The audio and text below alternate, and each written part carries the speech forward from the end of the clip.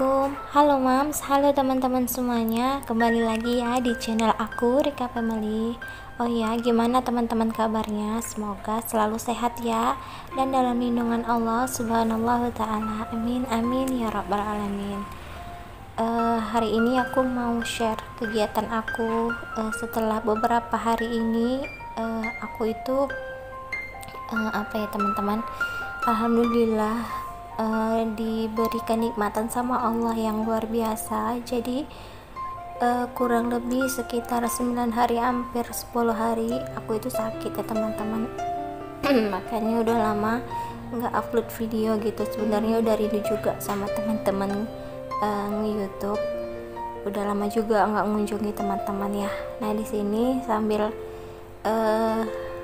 aku share kegiatan aku sambil aku mau bercerita ya teman-teman. Nah ini tadi aku tuh beli jagung sama kelapa di tukang sayur gitu. Aku mau buat cemilan juga. Jadi di sini aku tuh punya stok sagu mutiara. Rencananya aku itu mau masak bubur sagu mutiara gitu teman-teman. Nah ini anak buah aku nangis aku tinggal gitu ya. Dan di sini aku lanjut mau melakukan aktivitasku seperti hari-hari biasanya. Di sini lanjut aku mandiin anak-anak aku. Bingung ya teman-teman mau mulai dari mana.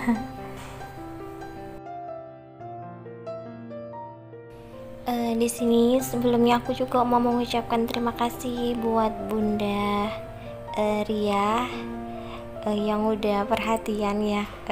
Katanya nanya kemana aja Bunda, kok nggak ada seliweran di IG gitu ya. Biasanya aku juga rajin upload gitu di Instagram gitu ya.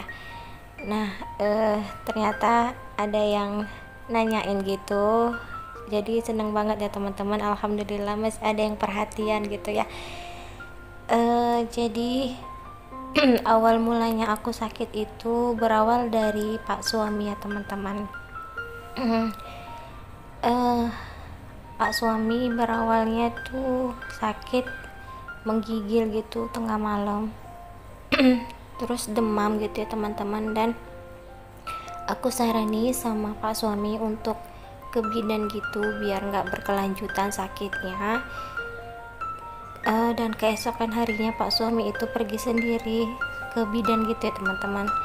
Jadi aku bilang minta suntik aja sama bidannya gitu biar enakan badannya. Jadi Pak suami pergi sendiri ke bidan dan memang sama bidannya disuntik ya teman-teman. Terus alhamdulillah kelang beberapa hari Pak suami itu udah sembuh gitu teman-teman. Dan beberapa hari kemudian gak tahu kenapa tiba-tiba badan aku ngerasa meriang, terus sakit tenggorokan gitu, pusing, linu-linu gitu ya teman-teman, semuanya pokoknya sakit gitu ya. Nah malam harinya aku nggak bisa tidur, ada kurang lebih sekitar 3 hari aku nggak bisa tidur. Badan itu terasa sakit banget pokoknya lah ya teman-teman. Nggak pernah seumur-umur aku sakit sampai begitu sakitnya gitu, yang rasa badan ini kayak nggak tahu deh, pokoknya linu-linu sakit semua gitu ya. Nah keesokan pagi itu aku sampai nangis gitu ya. Pak suami juga nyarankan ke bidan dan akhirnya aku ke bidan juga.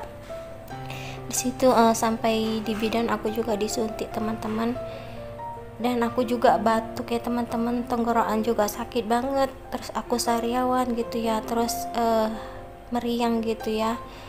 Jadi dikasih obat sama bidan. Dan alhamdulillah beberapa hari kemudian batuk aku hilang gitu teman-teman. Terus di sini belum selesai, masih berkelanjutan. Setelah beberapa hari batuk hilang, tiba-tiba penciuman aku juga hilang. Pak suami juga penciumannya juga hilang ya teman-teman.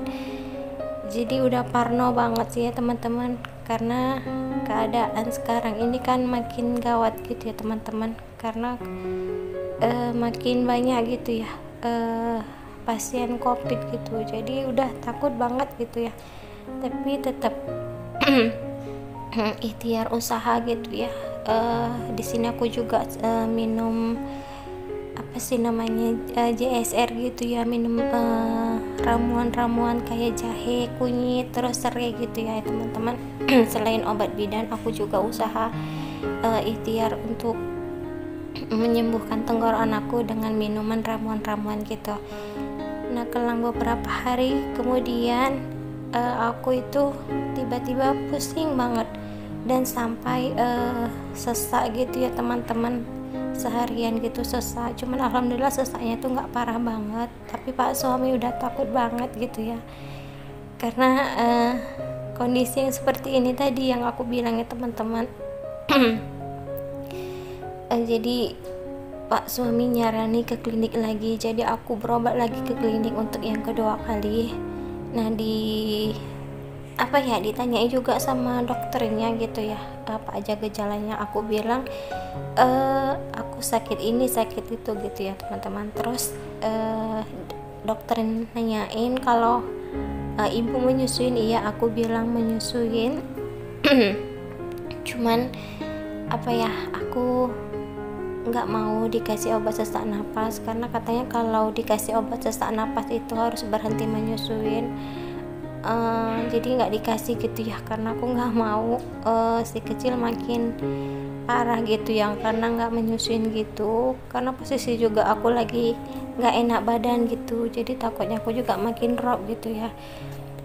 Nah, di sini sambil aku mau buat buburnya ya teman-teman, jadi sedikit bercerita gitu ya.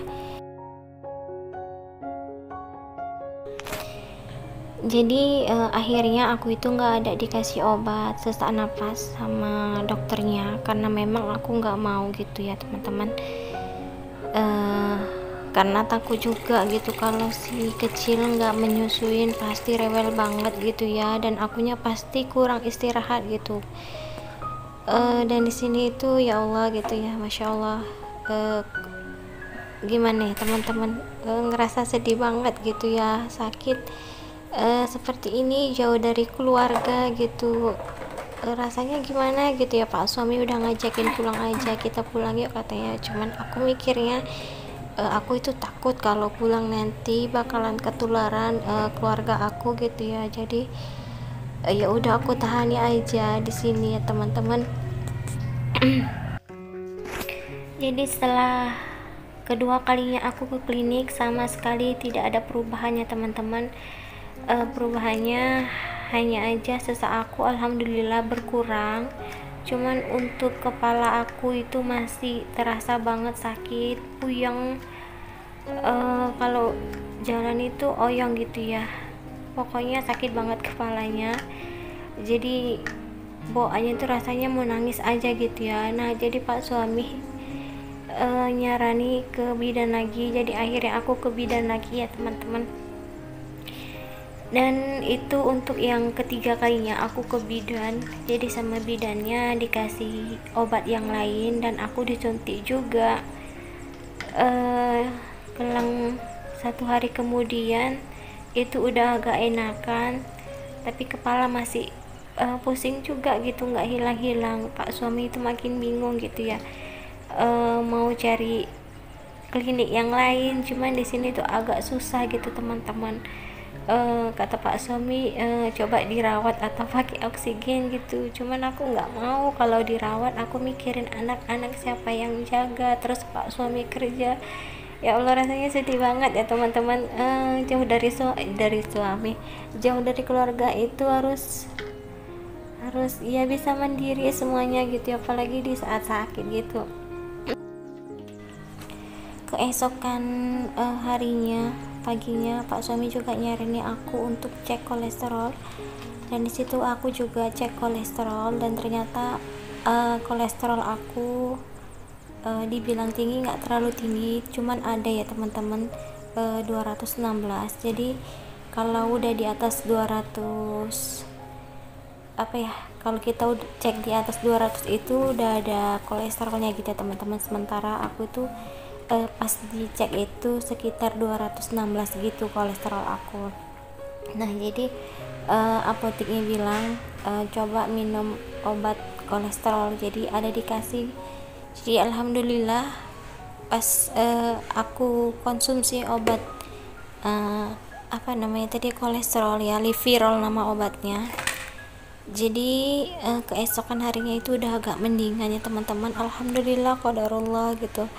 Kepalaku itu udah agak mendingan, rasanya seneng banget gitu ya.